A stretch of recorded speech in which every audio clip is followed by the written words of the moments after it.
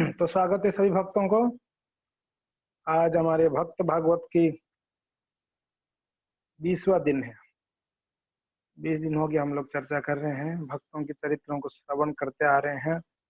विशेष करके हम श्रीपाद रामानुजाचार्य की लीलाओं को श्रवण कर रहे हैं और भी कहीं भक्तों का लीलाओं को श्रवण किए। तो हमने कल चर्चा किए थे किस प्रकार श्रीपाद रामानुजाचार्य ने श्रीरंगम पर पहुंचकर कई सारे सेवा पूजाओं को बड़ा ध्यान से कर रहे थे।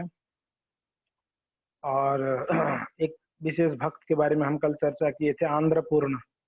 ये आंध्रपूर्ण श्रीपद रामानुजाचार्य का बड़ा शरणागत भक्त थे, बहुत डेडिकेट था उनका। और उनका कुछ पास्ट हमने देखा कैसे वो गुरु के प्रति उनका शरणागत है।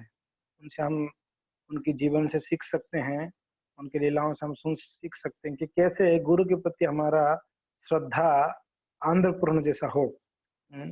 वो गुरु को यानी रामानुजाचार्य को भगवान के तुल्य मानते थे, भगवान के तुल्य रेस्पेक्ट देते थे। जब श्रील प्रभुपाद महाराज जी ने अब आप वीडियोस देखे ही होंगे प्रभुपाद जी का, कहीं वीडियोस आप विदेशों में देखिए प्रभुपाद जी का स्वागत कैसे होती है।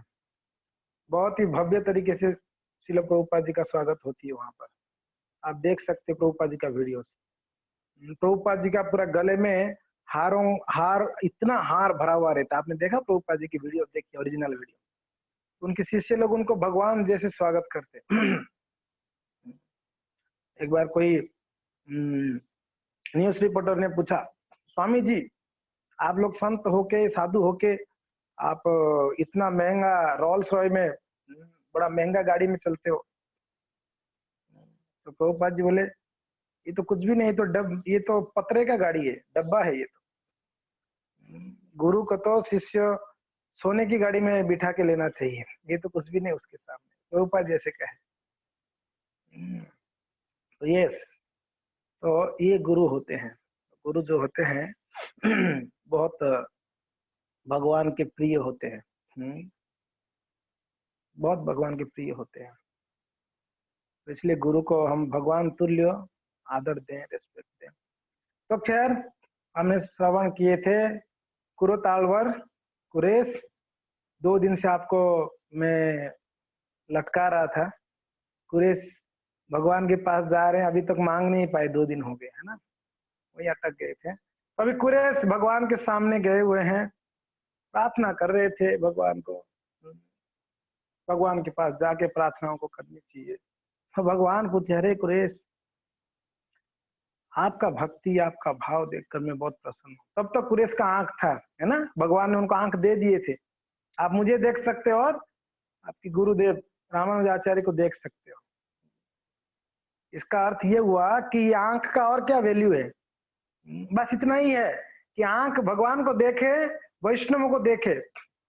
और ये आंख किस काम के लिए है? बहुत धोखाधड़ी है आंख।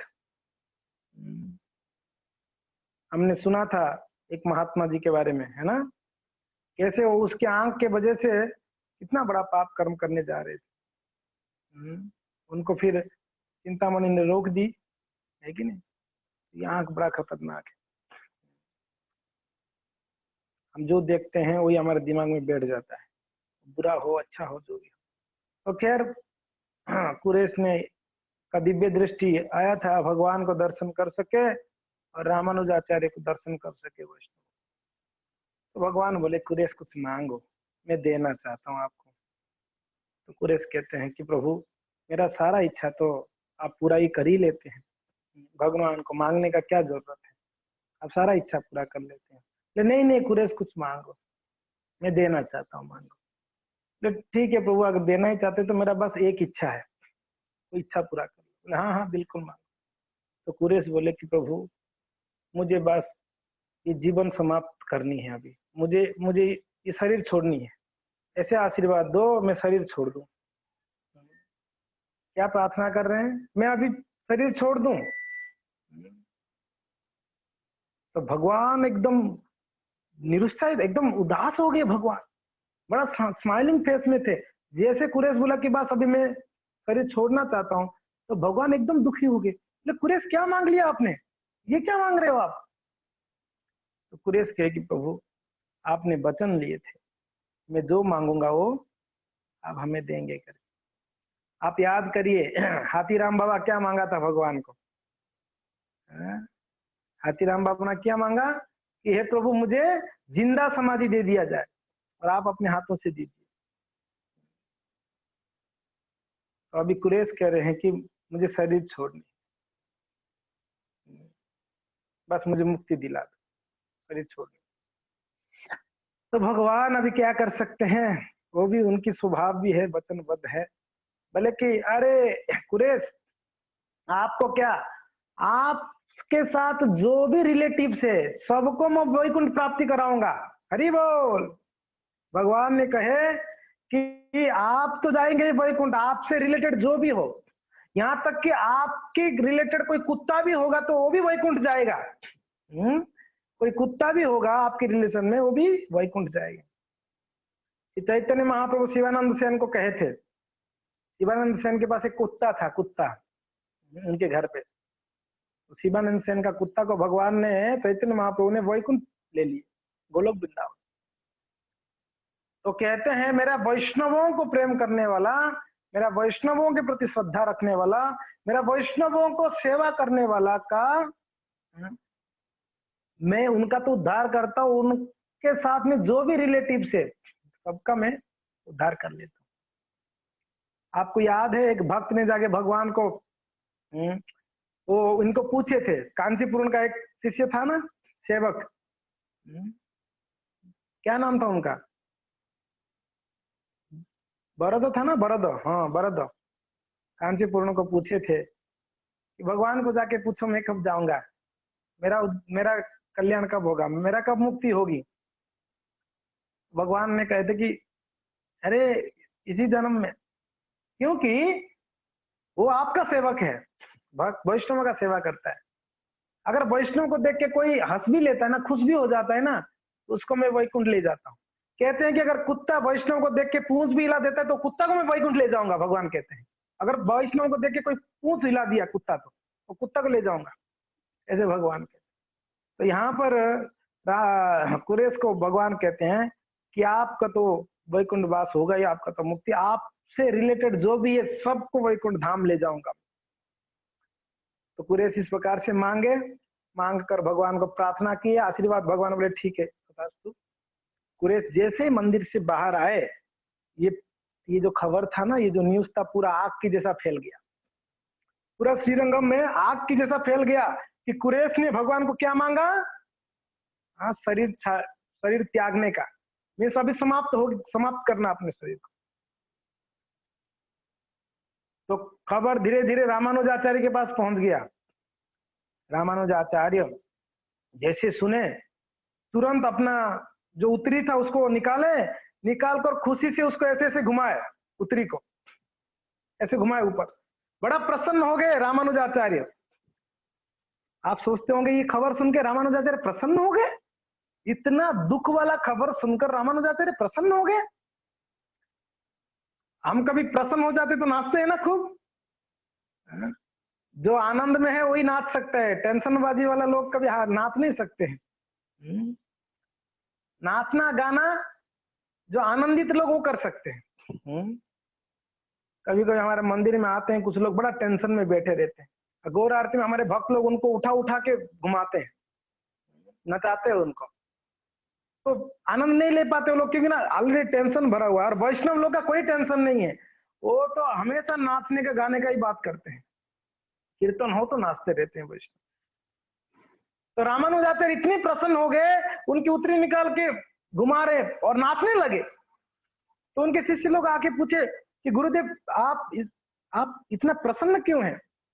बोले कि आज मैं धन्य हो गया। क्यों? क्योंकि भगवान ने बोला जो भी कुरत आलवार, कुरेश के रिलेटिव है, सब वैकुंठ जाएंगे। तो मैं तो पक्का वैकुंठ जाऊंगा अभी, क्योंकि मैं उसका गुरु हूं, मैं उसके रिलेशन में हूं, तो मेरा शिष्य ने मुझे वैकुंठ ले जाएगा करके प्रसन्नता से नाच रहे थे, जोर जोर से।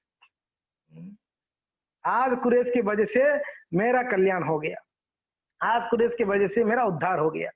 उनकी रिलेटेड में जो भी है रिलेटिव सब जाएंगे, तो मैं तो उनके गुरु हूँ, मैं तो जाऊंगा ही, फिर मेरा पक्का हो गया वैकुंठ लोक का टिकट। पण रामानुजाचार्य दुखी भी बहुत हुए, कुरेश को बुलाए, कुरेश जैसे आए बहुत क्रोध होकर बहुत गुस्से से बोले कि अरे कुरेश, आप इस प्रकार से भगवान का आशीर्वाद क्यों मांगा, बर क्यों मांगा? मरने का बर, आप मर जाओगे करके मांगा? बोले कि जी गुरुदेव। ऐसे क्यों मांगा आप? बोले कि गुरु महाराज, शास्त्र में वर्णन है, जो पहले जाता है वैकुंठ में, जो पहले वैकुंठ जाता है, उसके बाद में आने वालों को स्वागत करता है वैकुंठ लोक में। आरती प्लेट लेके, पुष्प लेके वो रेडी रहता है उनको स्वागत करने के लिए। तो गुरु महाराज, आप पहले चले जाएंगे, मैं बाद में आऊंगा, मेरा स्वागत आप करेंगे, ये अच्छा थोड़ी रहेगा। आप मेरे से, आप गुरु है ना, आप मेरे से वरिष्ठ है ना, आप पहले जाके वहां पर मेरे लिए स्वागत करने के लिए आप प्लेट वेट रेडी करके रखोगे, तो ये तो ठीक नहीं है। इसलिए गुरुदेव आप आएंगे, उससे पहले मैं वहां पहुंचकर आपका स्वागत का तैयारी करूंगा। मैं वहां पर स्वागत का तैयारी करूंगा गुरुदेव, इसलिए मैं पहले जाना चाहता हूँ। ये सुनकर रामानुजाचार्य गदगद हो गए। क्या भाव देखो उनको, क्या भाव है। ओहो, रामानुजाचार्य एकदम गले में ले लिए उनको, गले में लेके जोर जोर से रोने लगे। बस मेरा एक शिष्य आपकी वजह से मेरा उद्धार हो गया, ऐसे कह रहे। अगर एक प्रामाणिक शिष्य होगा तो एक गुरु को बहुत मेहनत नहीं करनी पड़ेगी। नालायक हमारे जैसा कोई शिष्य होगा तो गुरु को बहुत मेहनत करना पड़ेगा सुधारने के लिए, बहुत कठिन हो जाएगी। एक तरफ अच्छा गुरु होके अच्छा शिष्य नहीं होगा तो भी शिष्य के लिए बड़ा परेशानी, गुरु के लिए बड़ा परेशानी हो जाएगी। क्योंकि जब गुरु स्वीकार करते हैं, गुरु जिम्मेदारी लेते हैं हमारा जीवन का, हमको वैकुंठ धाम लेने का जिम्मेदारी गुरु ले लेते हैं। दीक्षा मीन्स कोई साधारण चीज मत मानो, दीक्षा कुछ खेल नहीं है, ये कोई मजाक नहीं है दीक्षा। हम कहते हैं ना, प्रभु जी मेरा दीक्षा करा दो ना, कोई मजाक चीज है क्या दीक्षा करा देना? दीक्षा मीन्स क्या समझो, दीक्षा मीन्स गुरु आपका पूरा जिम्मेदारी लेते हैं आपको वैकुंठ धाम ले जाने के लिए। आप जब तक क्वालिफाइड नहीं होते हैं तब तक दीक्षा नहीं लेना चाहिए। शरणागत, गुरु के हर एक वाक्य को पालन करने का सक्षम शक्ति जब तक नहीं आ जाती तब तक गुरु के शरण हम दीक्षा कैसे लेंगे? कभी कभी शिष्य दीक्षा ले लेते हैं, बाद में फिर से पाप कर्म करने लगते, फिर से भौतिक संसार में भोग विलास में लग जाते हैं, भजन छोड़ देते हैं। तो गुरु को बड़ा चैलेंज हो जाता है उस समय उन लोग को वापस ले जाना। तो दीक्षा कोई, वो कुछ भक्त बोलते हैं हमारा दीक्षा हो गई बचपन में। कैसे हुआ? वो हमारे गुरुजी पानी डाल दिए सबको, बोले हो गया दीक्षा, जाओ। ऐसा दीक्षा हुआ है हम लोगों का। वो सब फालतू है, कुछ है, उसका कोई मायने नहीं रखता है। बचपन में दीक्षा हो गया, गुरु ने कर्ण मंत्र दे दिया, कुछ नहीं है। गुरु अगर सच में प्रामाणिक हो, अगर 4 संप्रदाय में है गुरु, प्रामाणिक संप्रदाय में है, प्रामाणिक मंत्र होना चाहिए, प्रामाणिक गुरु होना चाहिए, संप्रदाय प्रामाणिक होना चाहिए, शास्त्र प्रामाणिक होना चाहिए, ये सब है। अगर आपका दीक्षा हुई है तब जाके उसका कोई मूल्य है, वरना वो जो दीक्षा सब हो गया होगा वो सबको माइंड से डिलीट करो। बड़ा मुश्किल है ये चीज, माइंड से डिलीट करना। हाँ, क्या हो जाएगा, अपराध हो जाएगा, मैं पहले गुरु मंत्र लेके रखा हुआ। कुछ नहीं होगा जी, कुछ होगा नहीं। प्रामाणिक संप्रदाय से नहीं तो कुछ भी नहीं होगा, छोड़ दो, त्याग दो उसको। अभी प्रामाणिक संप्रदाय आपको मिला है, आप उसमें ज्वाइन कर लेनी चाहिए। तो खैर यहाँ पर एक प्रामाणिक गुरु होना जरूरी है और शिष्य को भी प्रामाणिक होना जरूरी है। शिष्य को भी प्रामाणिक होना जरूरी है। एक शिष्य अगर प्रामाणिक है, बड़ा श्रद्धा है, मगर गुरु नालायक निकला तो शिष्य का उद्धार हो नहीं पाएगा, ध्यान रखना।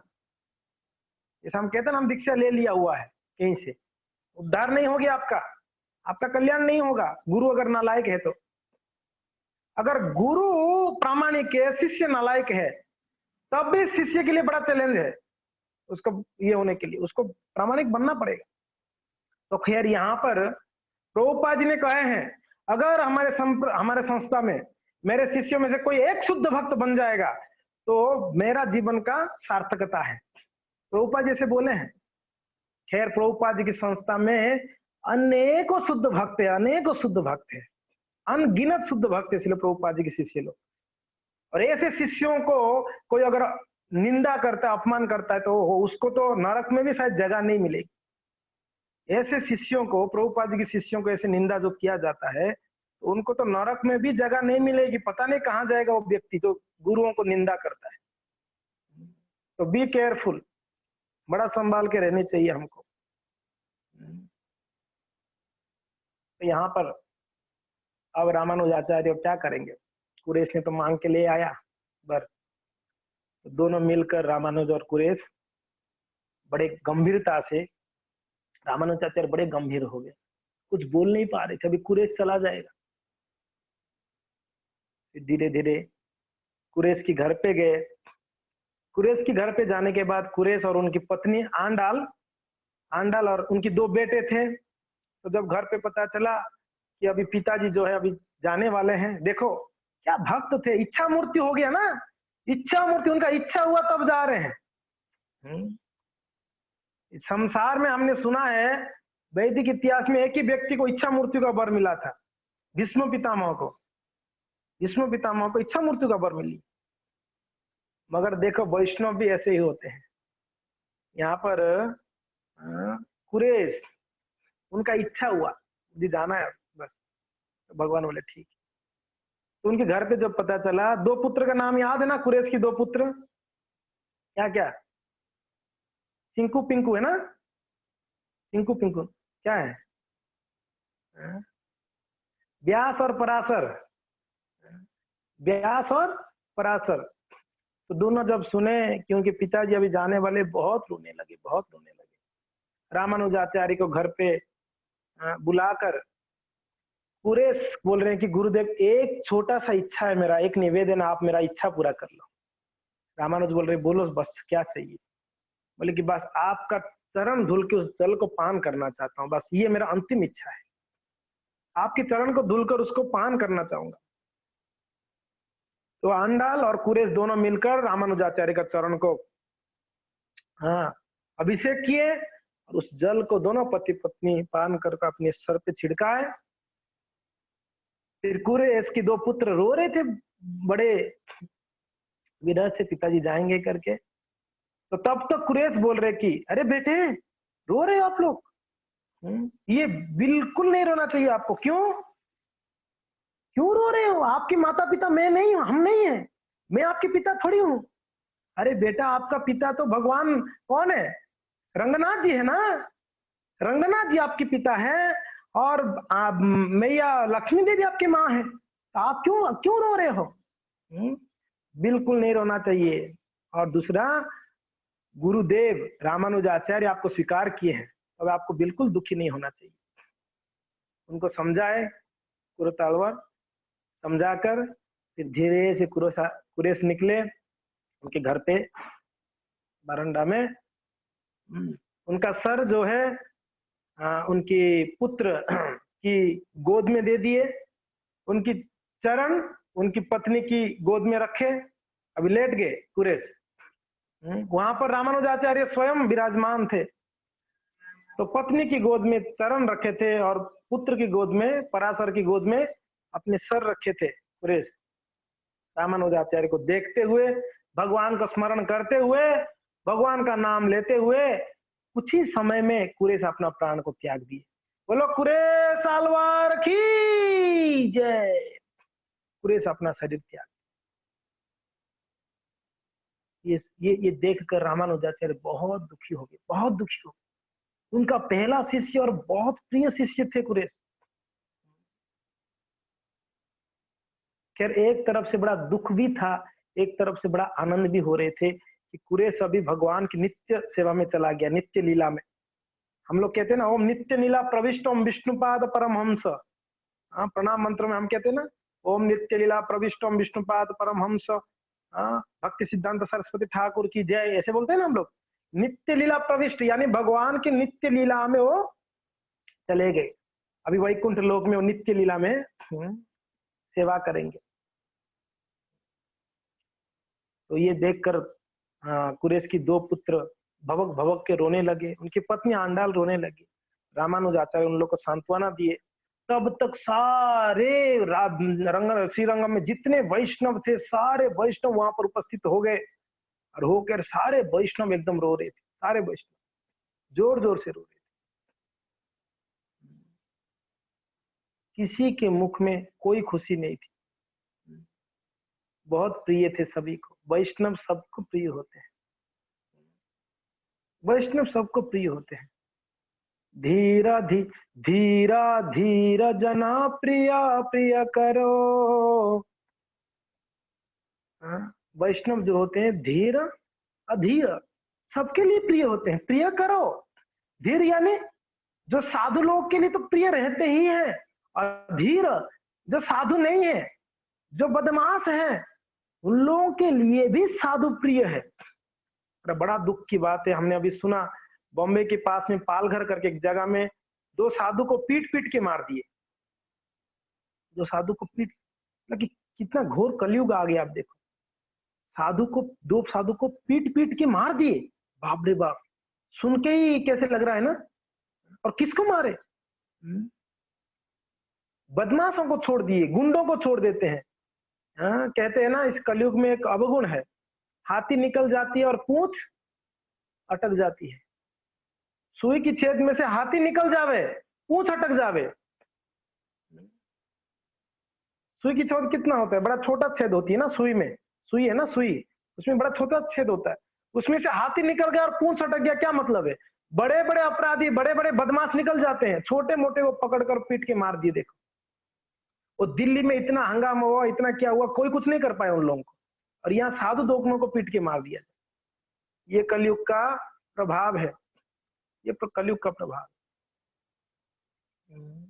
तो हम ये कह रहे थे, साधु वैष्णव सबको प्रिय होनी चाहिए, सभी को प्रिय रहते हो, कोई उनका इसलिए कहते हैं ना, साधु का क्या लक्षण है?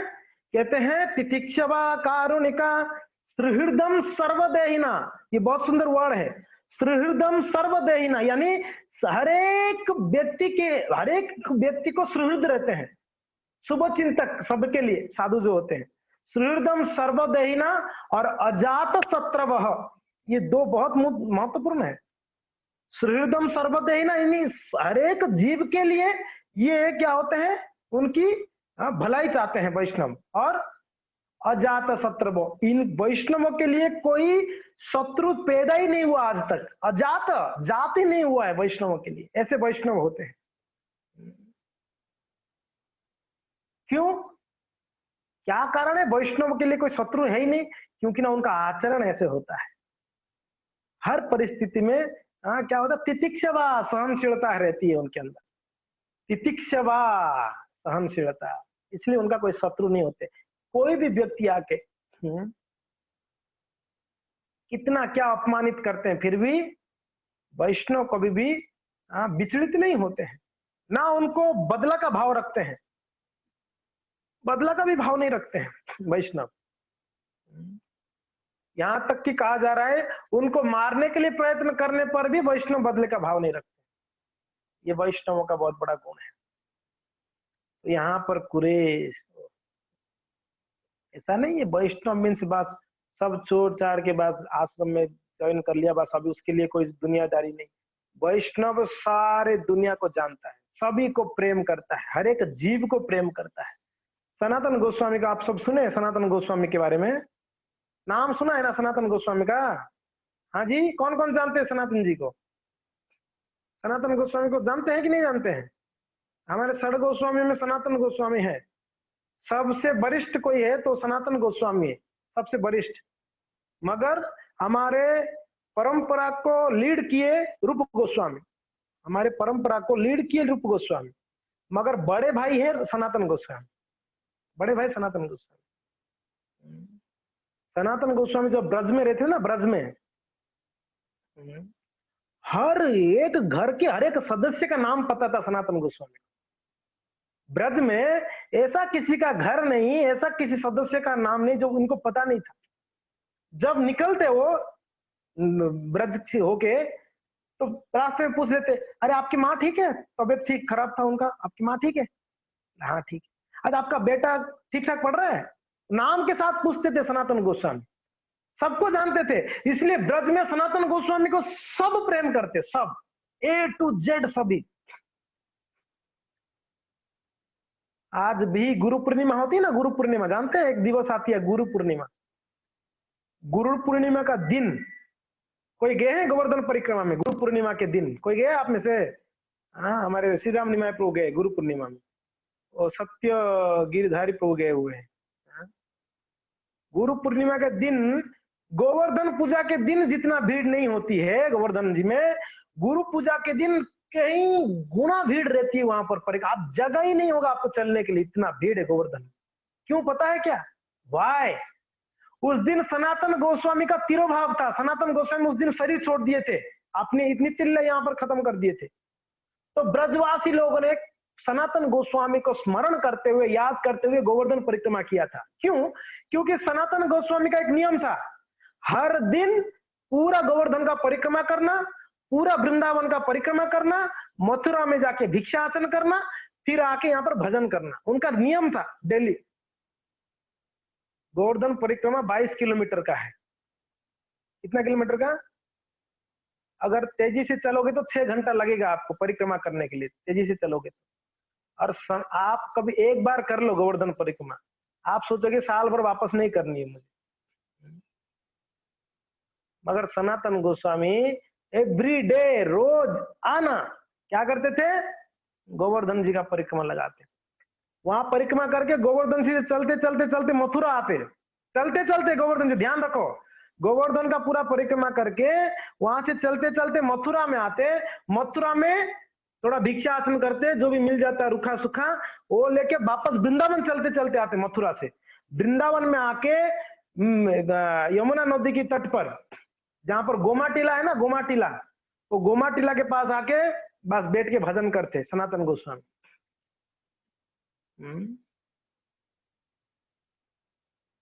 रोज का दिन।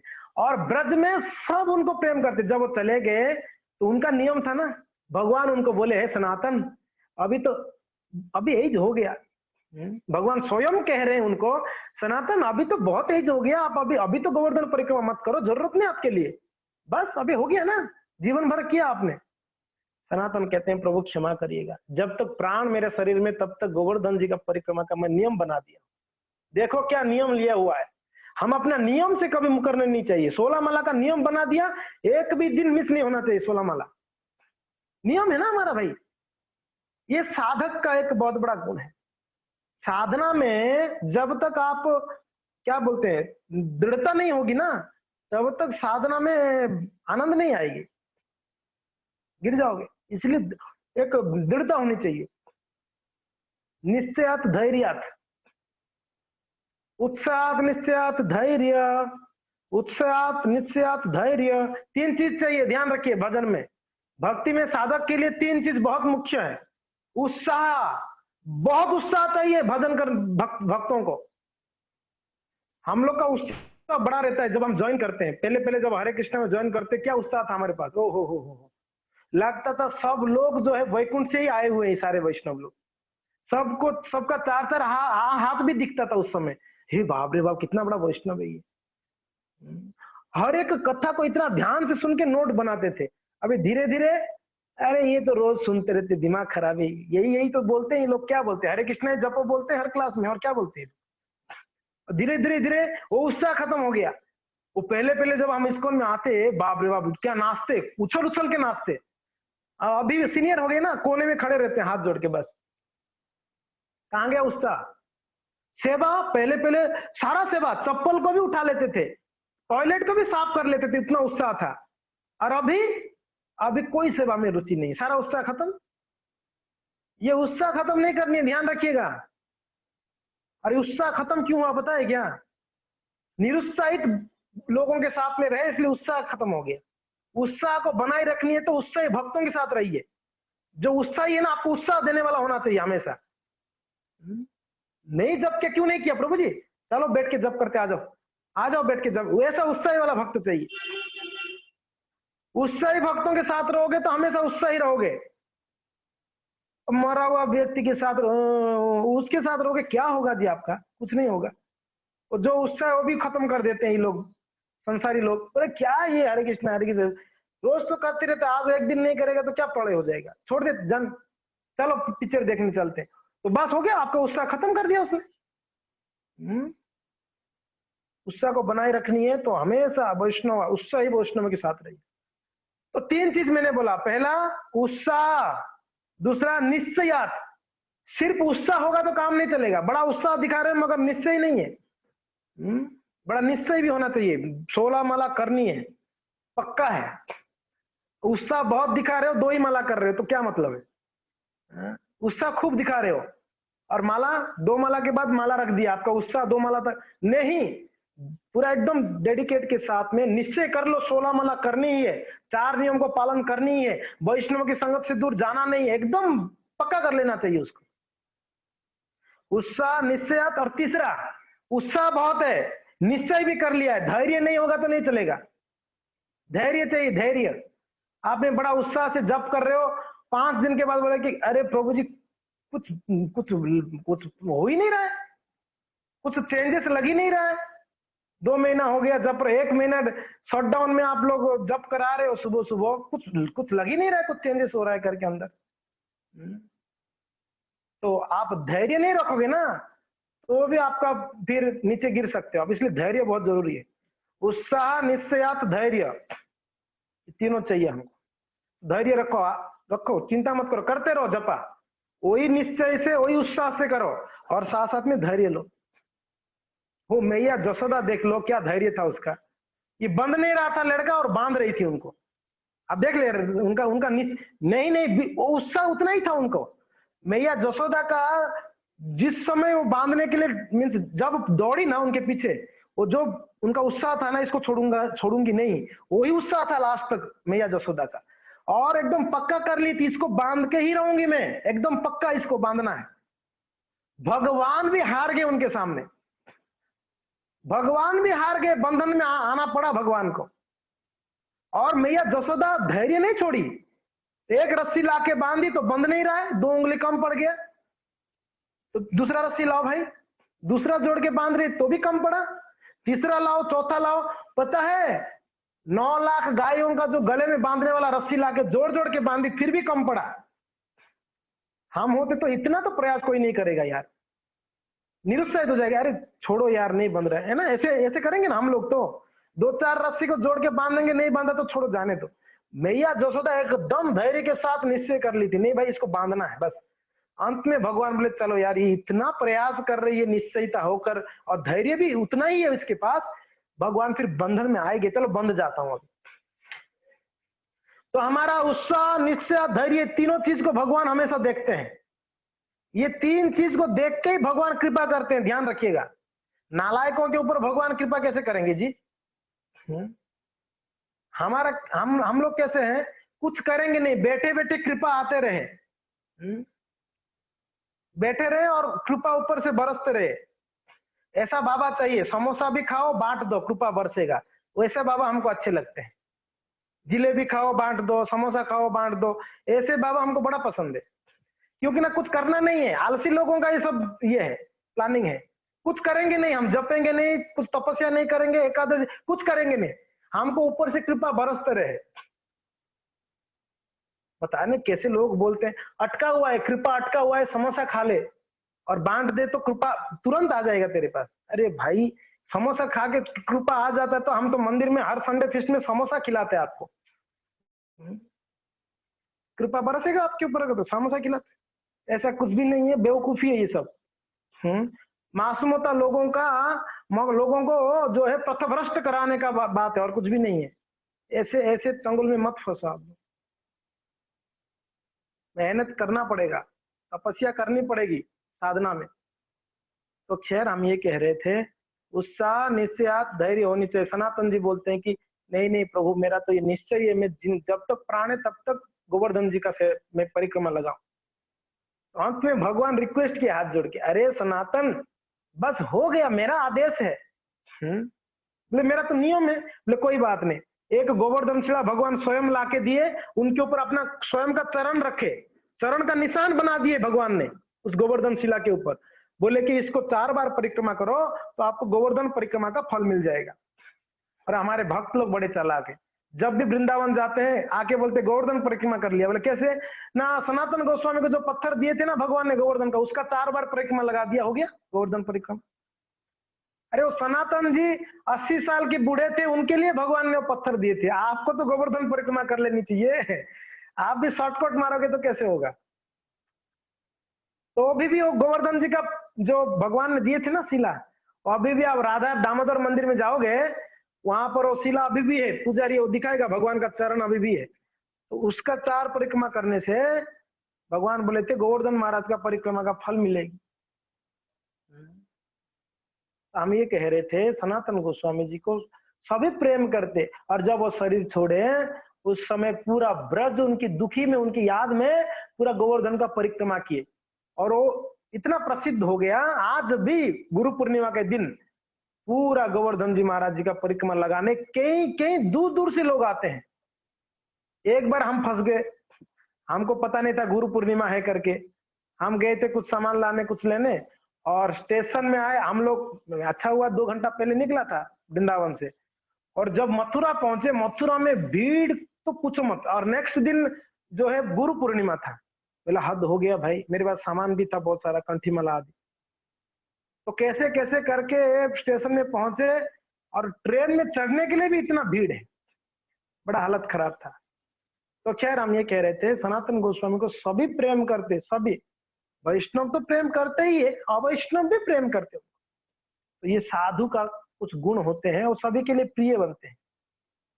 इसीलिए ऐसे आचरण करो, ऐसे सरल बन जाओ, झुक जाओ सबके सामने। क्या फर्क पड़ जाता है जी थोड़ा झुकने में? क्या फर्क पड़ जाएगा बोलो? हम लोग अपना अहंकार के कारण झुकते नहीं है, थोड़ा झुक जाओगे तो क्या नहीं झुकने के कारण झगड़ा टंटा कितना हो जाती है पता है? झुकते नहीं, हमारा गलतियों को स्वीकार नहीं कर, थोड़ा झुक जाओ, ठीक है कोई बात नहीं, मेरा गलती, इतना ही बोल दोगे आप, मेरा गलती हो गया प्रभु जी, क्या फर्क पड़ जाएगा? आप बोलो, क्या प्रलय आ जाएगा? कुछ प्रलय आ जाएगी क्या संसार में? कि कोई आके आपका गर्दन उड़ा देगा उस समय, आप अगर स्वीकार कर लोगे आपकी गलती? कुछ भी नहीं होगा जी। बस फालतू का हम लोग झगड़ा टंटा करते हैं अपना अहंकार के कारण। मान जाओ ना, ठीक है आपका गलती नहीं है तो भी हाथ जोड़ के बोल दो कोई बात नहीं प्रभु जी मेरा गलती होगा, आप क्षमा करिए, मेरा तो ऐसा ही बुद्धि है, दोष बुद्धि है, ठीक है। वो बेचारा वैष्णव भी सोचेगा मैं गलती किया और इसने खुद से ले लिया वो ये दोष को, वो भी बेचारा का कितना गदगद हो जाएगा। ओहो हो देखो, तो दूसरे का हृदय जितनी है ना, थोड़ा झुकनी पड़ेगी। आप झुकोगे नहीं ना। अब देखो समुद्र में कोई स्नान किया आप लोगों ने? किया है समुद्र में स्नान कि नहीं किया? जगन्नाथपुरी में हाँ स्नान किया आप लोग। समुद्र में कितना बड़ा बड़ा लहर आता है ना, बहुत बड़ा बड़ा लहर आता है। आप उस लहर में ऐसे खड़े रहो, क्या करता है लहरा? तो लहर आपको उठा के बाहर फेंक देता है, नहीं फेंक देता है? और ज्यादा वहां पर टान के खड़े हो गए तो आपको लाके कहाँ फेंकता है पता नहीं चलता है। अनुभव है किसी को? हमको तो बहुत अनुभव है पूरी में। हम थोड़ा बोलते हैं आज ये लहरा को थोड़ा सा संभाल लूंगा मैं, उठा के ऐसे पटकता है बाहर लाके, पूछो मत। और देखो जब लहरा आता है ना बड़ा, आप झुक जाओ, आप थोड़ा ऐसे नीचे बैठ जाओ, क्या होता है? ऊपर से चला जाता है, बहुत बड़ा झोंका भी ऊपर से चला जाता है और आपको कुछ भी नहीं होता, आप वापस उठ सकते हो। तो बस ऐसे ये संसार में बड़े बड़े लहर जैसे प्रॉब्लम्स आते हैं हमको, उस समय एक ही काम करना है, झुक जाओ, चुपचाप बैठे रहो, चुपचाप, कुछ रिएक्शन मत दो, बस परेशानी अपने आप आपके ऊपर से चला जाएगा, आप वैसा का वैसे ही रहोगे, कोई परेशानी नहीं। मगर हम उस समय थोड़ा हंगामा करते हैं, बचने के लिए थोड़ा हंगामा करते फिर फंस जाते हैं हम लोग। तो वैष्णव सबको प्रिय होते, हम ये कहते हैं सबको प्रिय होने के लिए सबके सामने हाथ जोड़कर झुकना पड़े। तो ऐसे यहाँ पर कुरतालवर कुरेश जी ने, ओहो हो, इतने भक्त हमने कल गिनाए थे ना कितने वैष्णव थे रामानुजाचार्य के? 12,000 तो ब्रह्मचारी शिष्य थे, 12,000, और सन्यासी 700 सन्यासी।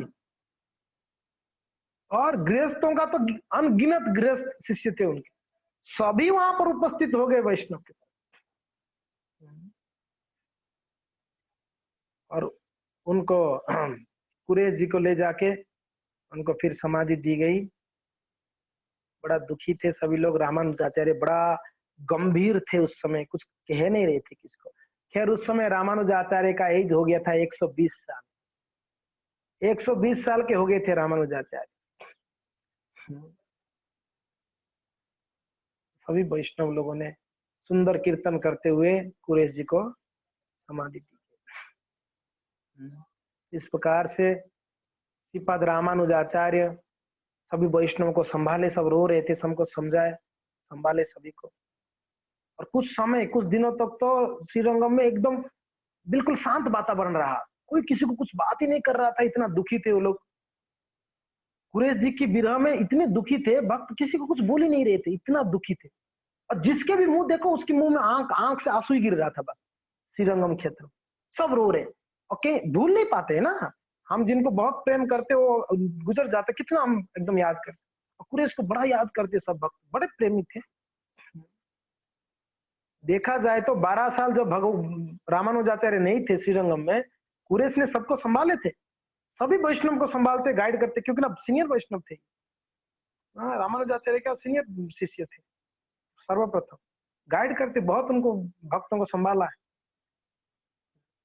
भूलनी नहीं चाहिए कभी, वैष्णवों का जो कृपा है ना, वो ये भूलो मत, हमेशा हृदय में, दिल में याद होनी चाहिए। अरे अरे वैष्णव ने मेरे लिए क्या किया। हमने भूल जाते हैं परिस्थिति के अनुसार। जब हमारे ऊपर आता है कुछ, कितना भी बड़ा वैष्णव क्यों आना हो, जब हमारे ऊपर आता है हम तुरंत वैष्णव को निंदा करना शुरू कर देते हैं। अरे भूल भी जाते हैं हम, इसने क्या क्या मेरे लिए किया होगा,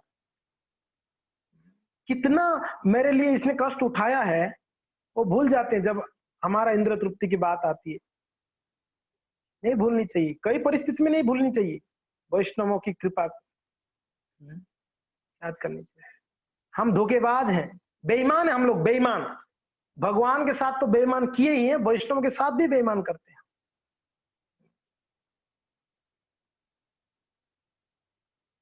तो इसके लिए यहाँ पर रामानुजाचार्य थोड़ा बीमार पड़े।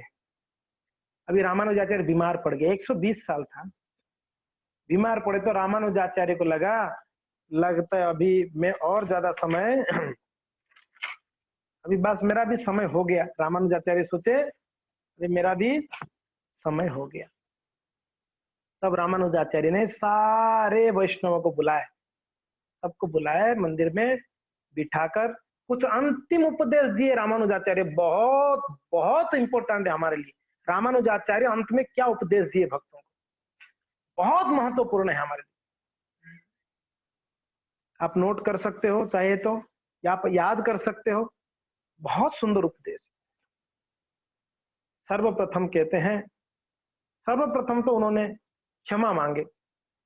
जो आपको हम कहे थे, यमुनाचार्य ने भी अंत में सारे वैष्णवों को क्षमा मांगे थे।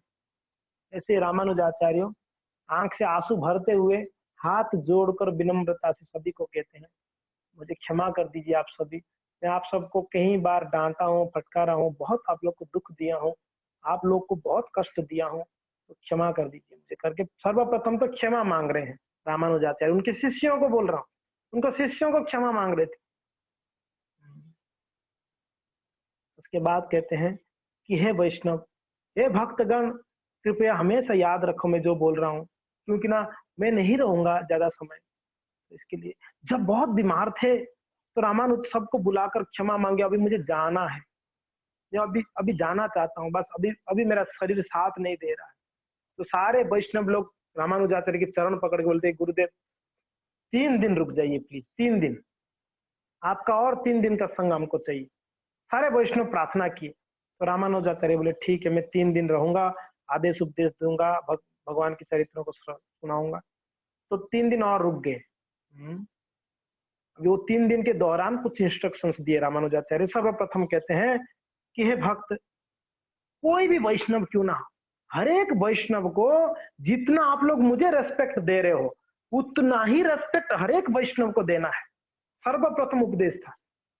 जितना आप लोग मेरे प्रति प्रेम है, मेरे प्रति श्रद्धा है, मेरे प्रति शरणागत है, मेरे प्रति जो आप लोग का डेडिकेशन है, जितना मुझे रेस्पेक्ट दे रहे हो, उतना ही वही लेवल में हर एक वैष्णव को रेस्पेक्ट करो। ऐसा मत सोचो ये छोटा है, ये बड़ा है, ये वो है, नहीं। हर एक वैष्णव वैष्णव होते हैं, उनको आप सभी को रेस्पेक्ट करो जितना मुझे रेस्पेक्ट करते।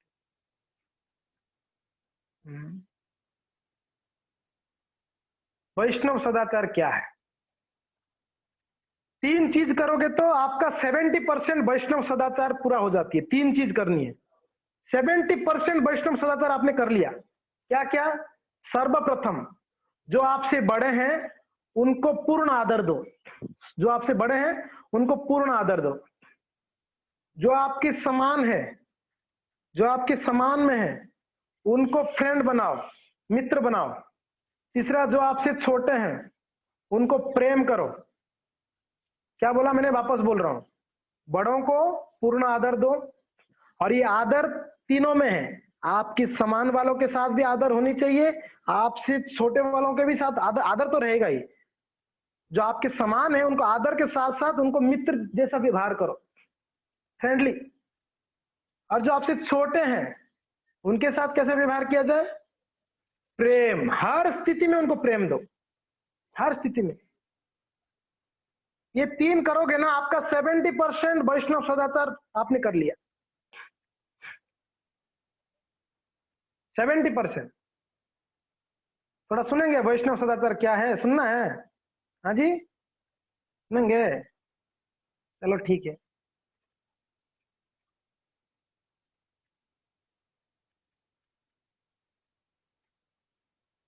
तो आप लोग को मैंने एक प्रेजेंटेशन शेयर किया हूं।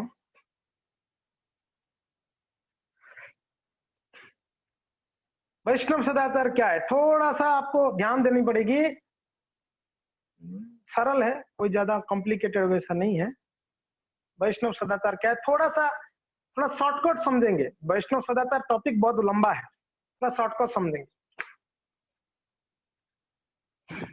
सदाचार, पहले सदाचार क्या है समझिए, फिर वैष्णव सदाचार समझेंगे। सदाचार सद प्लस आचार, सद प्लस आचार सदाचार है। सद का अर्थ क्या है? अच्छा या सुंदर, अच्छा या सुंदर।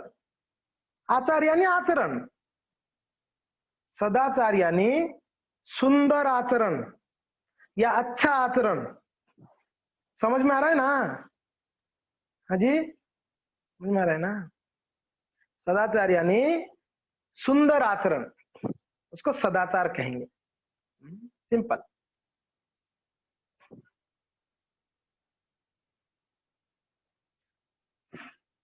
वैष्णव सदाचार का अर्थ है कि वैष्णवों का सुंदर आचरण। सदाचार का यानी सुंदर आचरण, वैष्णव सदाचार यानी वैष्णवों का सुंदर आचरण। ठीक है, एकदम क्लियर है, कोई इसमें कॉम्प्लिकेटेड नहीं है। तो ये महाप्रभु सनातन गोस्वामी को कहते हैं चैतन्य चरितामृत में, यद्यपि हो तुम्ही हयो जगत पावन, तोमा स्पर्शे पवित्र यय देव मुनिगण, तथापि भक्त स्वभाव मर्यादा रक्षण, मर्यादा पालन हय साधुर भूषण। बहुत सुंदर बात कह रहे हैं चैतन्य महाप्रभु सनातन गोस्वामी को कह रहे हैं। क्या कह रहे हैं? कह रहे हैं सनातन, यद्यपि तुम संपूर्ण ब्रह्मांड का उद्धार कर सकते हो और देवता गण भी तुम्हारे स्पर्श से शुद्ध हो सकते हैं, हो जाते हैं। क्या बोल रहे हैं? सनातन गोस्वामी का अभी हम लोग सुन रहे थे ना सनातन जी के बारे में, वही सनातन को महाप्रभु बोल रहे हैं, स्वयं भगवान है सनातन, आपकी संग से संपूर्ण ब्रह्मांड उद्धार हो सकता है और यहां तक कि देवता लोग भी आपकी स्पर्श से वो उनका शुद्ध हो जाते हैं वो लोग। फिर भी वैष्णव आचार का पालन एवं उनका रक्षण करना ये भक्त का एक स्वभाव है।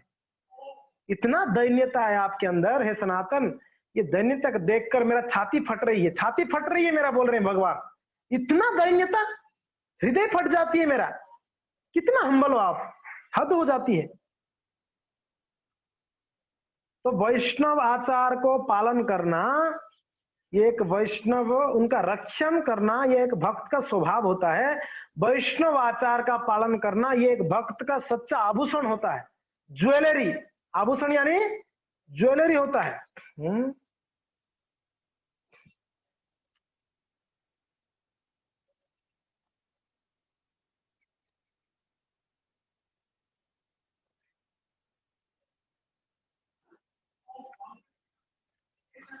मर्यादा लंघने लोक करे उपहास, इह लोक परलोक दुई होय नाश। देख लो, मर्यादा यानी आचरण, वैष्णव आचरण। जो भी वैष्णव सदाचार का पालन उल्लंघन करता है, जो भी वैष्णव सदाचार का उल्लंघन करता है, संपूर्ण जगत उसका उपहास करता है। और इस प्रकार इस लोक और परलोक दोनों में ही वह नष्ट हो जाता है, उसका फेम खत्म हो जाती है अगर आचरण नहीं करता है तो। वैष्णव होके वैष्णव आचरण नहीं करता है तो उसका हर जगह पे जो है निंदा होती है, अगर आचरण नहीं करोगे तो। वापस, वैष्णव सदाचार वैष्णवों का आभूषण है। वैष्णव सदाचार वैष्णवों का आभूषण। आप लोग को समझ में आ रहा है कि नींद आ रहा है? किसको किसको नींद आ रहा है? हाँ, सब लोग को नींद आ रहा है, इसलिए हाथ उठा रहे हैं ना आप लोग। ठीक है,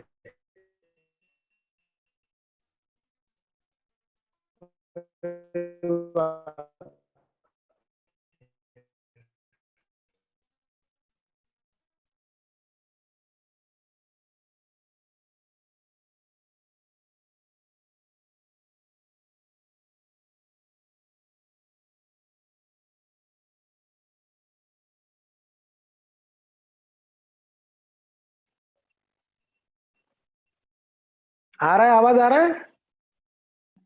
ओके, ठीक है, ठीक है। ओके, तो आपके सामने स्लाइड है। सदाचार का अर्थ क्या है?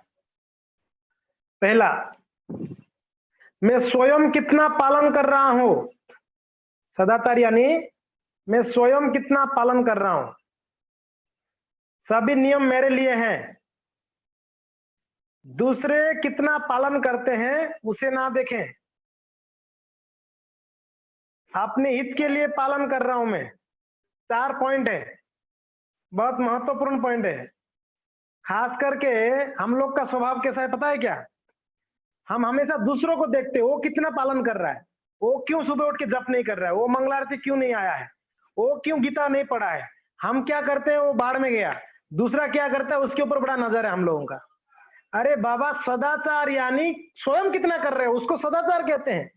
दूसरों को देखना क्या पता है? दुराचार है, दुराचार। और सदाचार कैसे हुआ? दूसरों को देखना तो दुराचार हो गया। आप कितना पालन कर रहे हो वो सदाचार है, मेरे लिए है। ये नियम मेरे लिए है, सुबह उठ के जप करना मेरे लिए है। अरे प्रभु जी, वो मेरे प्रभु जी उठे नहीं इसलिए मैं नहीं उठी, या प्रभु जी मेरे पत्नी नहीं उठी इसलिए मैं नहीं उठी।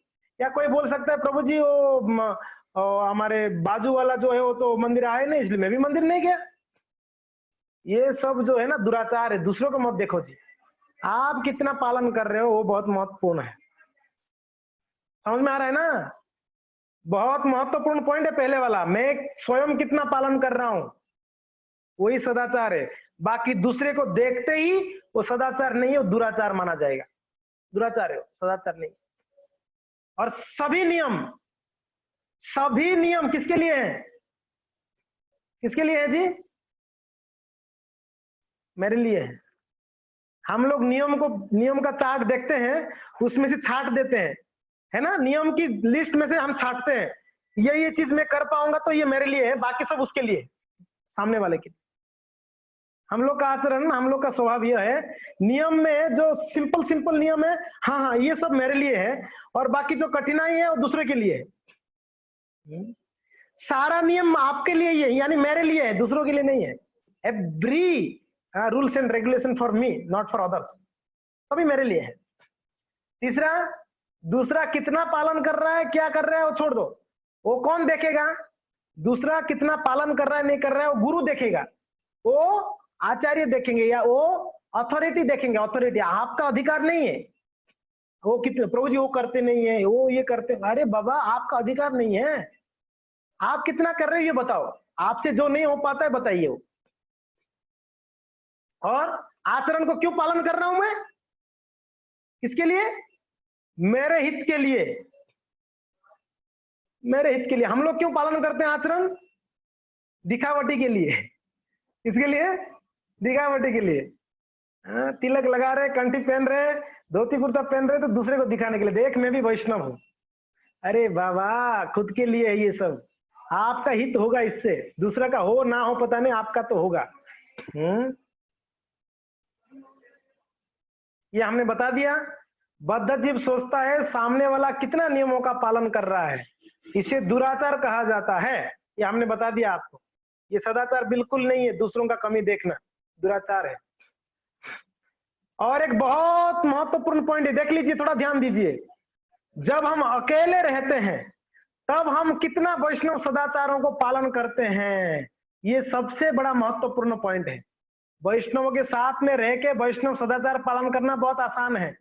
अकेले में घर पे हो, कोई देख नहीं रहा है, तब आप कितना वैष्णव सदाचार का पालन करते हो। वो उसको निष्ठा कहा जाता है। उसको क्या कहा जाता है? निष्ठा। पता चलेगा आप कितना निष्ठाशील भक्त हैं, उससे पता चल जाएगा। जब अकेले रहते हैं, मंदिर में नहीं रहते हैं, हम घरों में रहते हैं, तो हम सुबह उठ के जप करते हैं क्या? हम भगवान का आरती करते हैं क्या? मंदिर में जाने तो करना ही है वो तो, मगर घर पे रह के कर पाते हैं क्या? उसको कहते हैं निष्ठा। हमारा कितना निष्ठा है भजन में, साधन में, वो पता चल जाता।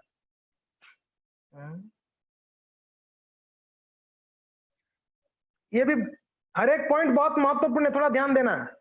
जब कोई वरिष्ठ वैष्णव या सन्यासी आते हैं तब हम बहुत ही सदाचारी बन जाते हैं, है ना? सही बात है ना? अरे वो वृंदावन से प्रभु जी आए, उनके सामने तो ऐसे हमारा व्यवहार रहता है जैसे कि उदयपुर में हमें शुद्ध भक्त हैं। बस प्रभु जी, ओ हो, इतना सेवा का भाव इतना उबर उबर के आता है बाहर, पूछो मत उस समय। कोई अगर वरिष्ठ वैष्णव या सन्यासी आ जाए तो उस समय तो हम एकदम सदाचारी बन जाते हैं। परंतु अन्य समय हमारा आचरण ठीक नहीं होता है, बाकी समय पर हम लोग, उस समय बड़ा बेकार स्वभाव रहता है हमारा, थर्ड क्लास का। मगर कोई वैष्णव आते हैं बाहर से, खास करके कोई वरिष्ठ सन्यासी, तो बड़ा उनके सामने हम दिखाते हैं हम कितना, प्रभु जी 64 माला करता हूँ, प्रभु जी बहुत सेवा करता हूँ, प्रभु जी रोज मंगलारती आता हूँ, प्रभु जी, सारा शुद्ध भक्ति का लक्षण प्रकट होने लगते हैं। जब वो वरिष्ठ वैष्णव के सामने जितना भाव और आपका वो है सेवा का भाव, वही भाव हमेशा होनी चाहिए, वही सदाचार हमेशा। गुरु महाराज जी आ रहे हैं तब तो धोती कुर्ता तिलक कंठीमाला पहन के आ जाते हैं, बाकी समय पर जीन्स टी शर्ट, फैशन बन जाता है हमारा। हीरो नंबर 1 बन के आते हैं, है कि नहीं है? Hero number 1। बाकी गुरुदेव जब आते हैं तब तो हम लोग बड़ा वैष्णव बन गए, बाकी समय हीरो बन के आते हैं। क्यों? क्या गुरु महाराज के सामने वैष्णव, बाकी सामने वैष्णव नहीं रहना है, हीरो बनना है? अरे बाबा धोती कुर्ता रोज पहन के आओ, हर बार पहन के आओ, हर संडे को। ये वैष्णव सदाचार है। सिर्फ दिखावट, ये तो एक दिखावट ही हो गया ना। फिर गुरु महाराज जी साल में एक बार आएंगे, उनको दिखा दिया हमने, अच्छा धोती कुर्ता, गुरु महाराज बोले कितना अच्छा भक्त, देखो मेरा शिष्य बहुत अच्छा है। बाकी समय तो हमने ऐसे नहीं। हमारा आचरण, जिस समय सन्यासी बुजुर्ग आते हैं तब जो प्रकार का आचरण आपका होता है, जो हम्बलनेस है आपका, जो भाव होती है सेवा का, वही हम्बलनेस, वही भाव हमेशा होनी चाहिए आपका। उसको वैष्णव सदाचार कहते हैं, उसको वैष्णव कहते हैं एक्चुअली, वैष्णव। रमापति प्रभु समझ में आ रहा है ना मैं क्या बोल रहा हूँ? हरे कृष्णा, सुनाई दे रहा है आपको? हाँ सुनाई दे रहा है ना? ओके। हर एक जीव के अंदर अपराध करने का स्वभाव है, हम लोग का स्वभाव बन गया है अपराध करने का। अगर कभी अपराध नहीं किए तो लगता है कुछ तो कमी है यार, आज अभी तक वैष्णव अपराध किया नहीं हम लोगों ने, है ना? बड़ा खाली खाली लगता है, ओहो आज अभी तक कोई वैष्णव का निंदा नहीं किया मैंने, अभी तक प्रज्वलित हुई नहीं है किसी के बारे में। तो ये स्वभाव बन गया हम लोगों का, है कि नहीं? देख लीजिए, सदाचार को पालन करने से दूसरे भक्तों के साथ हमारा संबंध बहुत अच्छा रहता है, और अगर अन्य भक्तों के साथ हमारा संबंध अच्छा है तो वैष्णव अपराध बिल्कुल नहीं होती है। सही बात है, सही बात है। अगर वैष्णव के साथ आपका अच्छा मित्रता, अच्छा आपका ये है संबंध है, तो आपसे अपराध नहीं होते, उनको आप हमेशा रेस्पेक्ट देते हो, है कि नहीं? मगर हम अपराध कब करते हैं? जब हम दूसरे के प्रति थोड़ा दूरता मेंटेन करते हैं, उतना अच्छा व्यवहार नहीं रहता है। तो जब हम वैष्णव सदाचार को पालन करेंगे तो हर एक भक्त हमारा मित्र बन जाएंगे, मित्र बन जाएंगे तो हम किसी के प्रति अपराध नहीं करेंगे। बहुत महत्वपूर्ण पॉइंट है, ध्यान रखिएगा। सदाचार को पालन करने से दूसरे सभी भक्त हमारा संबंधी बन जाते हैं, अच्छा रहता है उनका संबंध आप हमारे साथ अच्छा रहता है, तो कभी उनके प्रति अपराध नहीं होती, वैष्णव अपराध से बच जाते हैं। और वैष्णव अपराध पागल हाथी की बराबर है, मत्त हत्ती पागल हाथी, ये हमारा संपूर्ण जीवन का भक्ति को नष्ट कर सकता है, समूल ध्वंस कर सकता है वैष्णव अपराध। और जो वैष्णव सदाचार है ये क्या है? ये हमारा बाउंड्री लाइन है, परिसीमा है। अगर वैष्णव सदाचार पालन करते हो तो आप वैष्णव अपराध से बच जाओगे, ये बाउंड्री बन जाएगा आपका, एक वैष्णव अपराध नहीं होगी। समझ में आ रहा है ना मैं क्या बोल रहा हूँ? हाँ, छात्रपुर जब करना सर बुझियो, थोड़ा यहाँ डिस्टर्बेंस हो।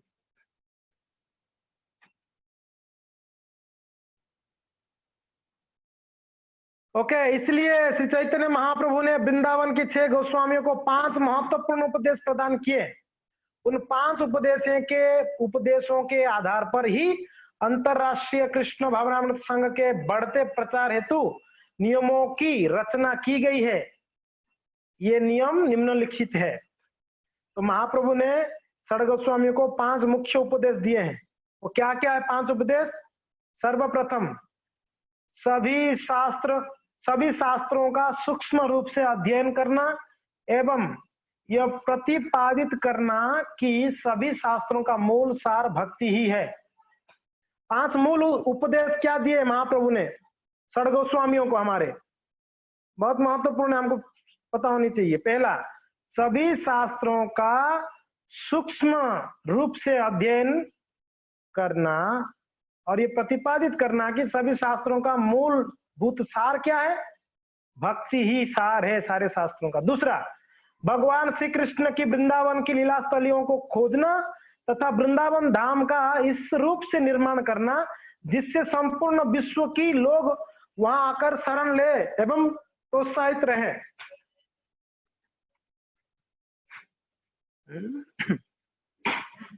दूसरा क्या है? भगवान श्री कृष्ण की वृंदावन की लीला स्थलियों को खोज के निकालो और उस वहां पर क्या करो? सुंदर सुंदर वृंदावन धाम का इस रूप में निर्माण करना जिससे संपूर्ण विश्व के लोग वहां आकर शरण ले एवं प्रोत्साहित हो। ये दूसरा उपदेश है। पहला क्या है? शास्त्रों को पढ़ के उसका सार निकालो कि भक्ति सार है। थोड़ा नींद आएगा क्योंकि ना कथा नहीं है, थोड़ा फिलोसफी है, थोड़ा नींद आ सकती है, थोड़ा सा ध्यान से सुनो तो नींद नहीं आएगी, थोड़ा ध्यान से सुनो। तो सर्वप्रथम क्या है? सारे शास्त्रों को वेदों को अध्ययन करके उसका सार निकालो, भक्ति सार है। दूसरा, भगवान की श्री कृष्ण की जो लीला स्थली है वृंदावन में, उस सबको पुनरुद्धार करो ताकि लोग आके उसका दर्शन करें। तीसरा, भगवान श्री कृष्ण के सुंदर मंदिरों का निर्माण करना और अर्चा विग्रहों की स्थापना करके योग्य अर्चना पद्धति के विषय में संपूर्ण देश का मार्गदर्शन करना। तीसरा, ठीक है। चौथा क्या है? अपने स्वयं के आचरण से सिखाना कि वैष्णव कैसा हो। ये आ गया चौथा वाले में, वैष्णव सदाचार आ गया। देखो महाप्रभु बोले हैं ये अपने स्वयं के आचरण ऐसा करो कि लोग सीखेंगे आपको देख के वैष्णव कैसा होना चाहिए, तथा वैष्णव के शिष्टाचार के उदाहरण को प्रस्तुत करना। हमारे हरेक इस्कॉन के भक्तों का सबसे मूल कर्तव्य क्या है पता है? ऐसे भक्त बनना कि लोग देखकर भक्त बन जाए, उनके मन में एक लालच आ जाए, अरे क्या भक्त है यार, ओहो कितना हम्बलनेस देखो, कितना नम्रता देखो इनके अंदर, वो आके लालच आ जाए उसको भक्त बनने के लिए, मैं भी इसकी जैसा कब बनूं। ऐसे आचरण होने चाहिए हमारा। हम लोग का आचरण ऐसा है ना, व्यक्ति भक्त बनने वाला भी भाग जाता है, अरे यार यहाँ पर आओगे तो ऐसे बन जाओगे इनकी जैसा। लोग बड़ा निरुत्साहित होके चले जाते हैं हमारे आचरण से। हम किसी को गाली गलौज कर लेते हैं, कभी कभी किसी को अपमान कर लेते हैं। कभी कभी हमने देखा है प्रसाद, कोई व्यक्ति थोड़ा प्रसाद ज्यादा मांग लिया, उसको ऐसा भड़कते हैं जैसे कि उसने सोना मांग लिया, आपका घर का धन मांग लिया है। प्रभु जी बस 2 ही चपाती मिलेगी, बस उससे ज्यादा मत मांगो आप, 2 ही पूरी है, पूरी 2 से 3। अरे भाई 2 के जगह 3 पूरी खा लिया, क्या प्रलय हो जाएगा। और हमारा आचरण देख के वो व्यक्ति दोबारा कभी दिखता नहीं मंदिर में, संडे फीस्ट में। सही बात है ना, ऐसे होती है कभी कभी नहीं। हाँ जी, तो हमारे आचरण से वो बेचारा आने वाला भी नहीं आता है, बोलता है अरे ये लोग भेदभाव करते हैं, देख रहे हो तिलक कंठीमाला वाले को 4 पूरी दिया और मेरे प्लेट में 2 ही पूरी दिया है। इसलिए हम सब जो खास करके जो प्रसाद सेवा करते हैं ना, उन वैष्णव को बड़ा ध्यान रखनी है, थोड़ा उदार दिल होनी चाहिए, उदार खिलाने का भाव हो। कंजूसी करोगे तो कभी भी कोई भक्त आएगा नहीं मंदिर में, कंजूसी ना करो। व्यक्ति आता है मंदिर से कुछ प्रसाद ले जाएंगे, कुछ प्रसाद लेके जाने के लिए आते हैं, और उसमें भी हम लोग रोक टोक कर लेते हैं। तो इसलिए आचरण ऐसे करो, ठीक है। अगर दूसरी बात है, मान लो हमारे पास पूरी नहीं है, उनको हाथ जोड़ के बोल सकते हैं कि प्रभु जी क्षमा करें, पूरी कम है, ये भी बोल सकते हैं हम, क्षमा करिएगा प्रभु जी, आप पूरी की जगह राइस ले सकते हैं क्या। अरे कोई बात नहीं प्रभु जी, कोई बात नहीं, ठीक है। वो इतना गदगद हो जाएगा आपकी बात ही सुन के। हम लोग ऐसे फटकार देते हैं उसको ना, वो बेचारा तो वापस राइस ना लेता है ना पूरी लेता है, उठ के ही चला जाता है। मैं एक उदाहरण दे रहा हूं बस, और कुछ उदाहरण है, ऐसे कई जगह पे होता है, कई जगह पे होता है। हमारे आचरण से वो आने वाला व्यक्ति भी चला जाता है। और 5वां क्या है, अपनी रचनाओं एवं उदाहरणों से यह दिखाना है कि एक बैरागी का जीवन कैसा होना चाहिए, एक बैरागी का जीवन कैसा होना चाहिए, ये उदाहरण के द्वारा दिखाना है। तो देखो हमारे षड गोस्वामी वृंद बैरागी, उनको देख के लोग बैरागी जीवन अपना लेते थे, इतने परम विरक्त थे। तो ये 5 उपदेश महाप्रभु ने दिया। एक सुंदर बात है यहाँ पर, जो प्रचारक हैं उनको थोड़ा ध्यान देनी चाहिए। आचार विचार प्रचार, आचार विचार प्रचार, बहुत लिंक है तीनों में अपने आप में। जितना आचरण शुद्ध होगा, यानी आचार जितना अच्छा होगा, उतना ही अच्छा विचार होगा।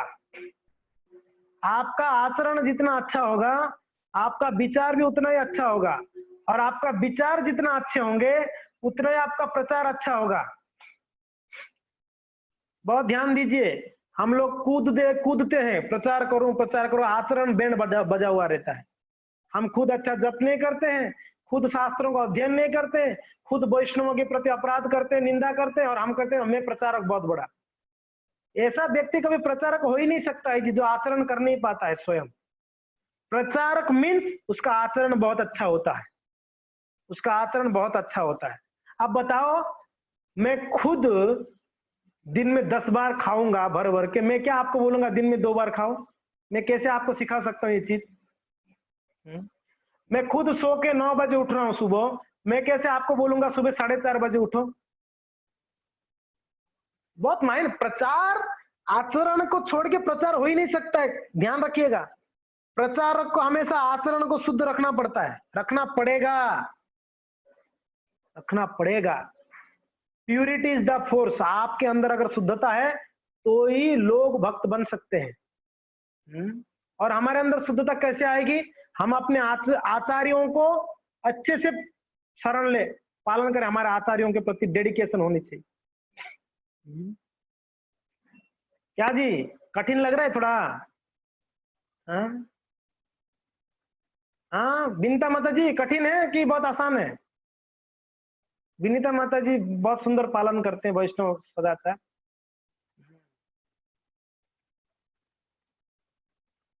ओके, रमापति प्रभु समझ में आ रहा है क्या?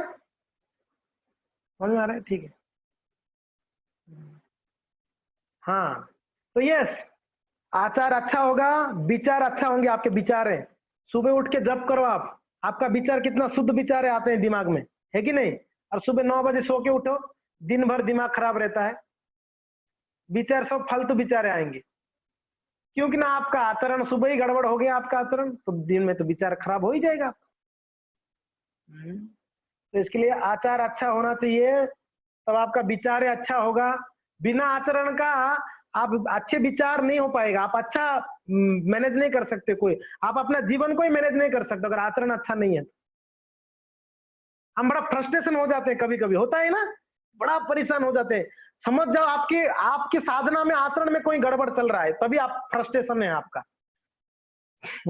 छोटा छोटा चीजों में बड़ा फ्रस्ट्रेशन हो जाते हैं हम लोग, क्यों पता है? हमारा आचरण में कोई दिक्कत हुई है या हमारा साधना में कहीं बैंड बजा हुआ है। इसलिए साधना वो हमारा आचरण है एक प्रकार की। तो अच्छा आचरण करोगे, आपके विचार अच्छे होंगे, अच्छा विचार होगे तो वही व्यक्ति अच्छा प्रचार कर सकता है। श्रील प्रभुपाद महाराज जी का आचरण पूरा दुनिया को हिला दिए, दुनिया को हिला के रख दिए श्रील प्रभुपाद महाराज जी ने। कैसे कैसे लोग, म्लेच्छ, पुलिंद, शूद्र, जवन, सब लोग आगे प्रभुपाद जी की शरण लिए, सब लोग। एक चोर चोरी करने आया था, हाँ जी, एक चोर चोरी करने आया था। क्या चोरी करने आया था? प्रभुपाद जी का हाथ में घड़ी था सोने का। हाँ, प्रभुपाद जी के हाथ में एक सोने का घड़ी पहने थे प्रभुपाद जी, और वो एक चोर था, बड़ा प्रसिद्ध चोर था। उसने न्यूज़पेपर में कई एक एड मीन्स न्यूज आया था, वो व्यक्ति ने पढ़ा हरे कृष्ण का आंदोलन के बारे में बॉम्बे में। हाँ, ऐसी भक्ति वेदांत तो स्वामी प्रभुपाद जी ने इतने सारे शिष्यों को लेके विदेश से आए, प्रचार कर रहे हैं भारत में। तो व्यक्ति न्यूज़पेपर में देखा, प्रभुपाद जी का फोटो आया था और प्रभुपाद जी के हाथ में सोने का घड़ी देख लिया उसने न्यूज़पेपर में, और उसकी मन में आ गया कि ये घड़ी को लेना है यार, ये महात्मा जो भी हो पता नहीं, ये घड़ी सोने का इसको उठानी है हमको। उसने प्लानिंग किया, आया जुहू, आया उसने जुहू आके वो न्यूज़पेपर का तो फाड़ के लेके आया था, वो चित्र जो चित्र आया था ना न्यूज़पेपर में, फाड़ के ले आया था। बोलता है ये महात्मा जी को मिलना है मुझे। बोलता है ये महात्मा जी तो हैदराबाद में है, अभी हैदराबाद गए हुए हैं। अच्छा, लेकिन क्यों मिलना है? ना मुझे आश्रम ज्वाइन करनी है यही। नहीं, एक्चुअली वो लोग बोले कि महात्मा जी आएंगे 2-4 दिन में आ जाएंगे। बोले कि ठीक है फिर हम यही रहेंगे, कुछ व्यवस्था है क्या? बोला हाँ। उस समय तो भक्त लोग बड़ा उत्साह था, हाँ रुको रुको रुको, कोई दिक्कत नहीं, बढ़िया है। तो रुका आश्रम में। 3 दिन हो गया, 4 दिन हो गया, 5वां दिन है ना, बॉम्बे से भक्त लोग जा रहे थे, कोई उत्सव था, हैदराबाद या चेन्नई, मुझे एग्जैक्टली याद नहीं आ रहा था कौन सी जगह है। वहां पर ये लोग जा रहे थे, तो ये सुना कहाँ जा रहे हो सब लोग? बोले कि ये महात्मा जी को मिलने जा रहे हैं, प्रभुपाद महाराज जी का वहां पर बहुत बड़ा प्रोग्राम है। तो मुझे भी आनी है यार। इसका मन में तो चल रहा था सोने का घड़ी, ये महात्मा जी को मिलके उसका सोने का घड़ी लेना है मुझे। चोर था चोर, तो आ गया इन लोग के साथ में। और प्रभुपाद जी चलते थे, उनके पीछे पीछे चलते चलते रूम तक चला गया, मौका मिलेगा तो छीन लूं मैं करके, घड़ी छीन के भागूं करके। और कमरे के अंदर जब आया पीछे पीछे, प्रभुपाद महाराज जी ने कमरे के अंदर आने के बाद अपना घड़ी निकाल के उसके हाथ में दे दिए। आपको यही चाहिए था ना, घड़ी चाहिए था ना आपको?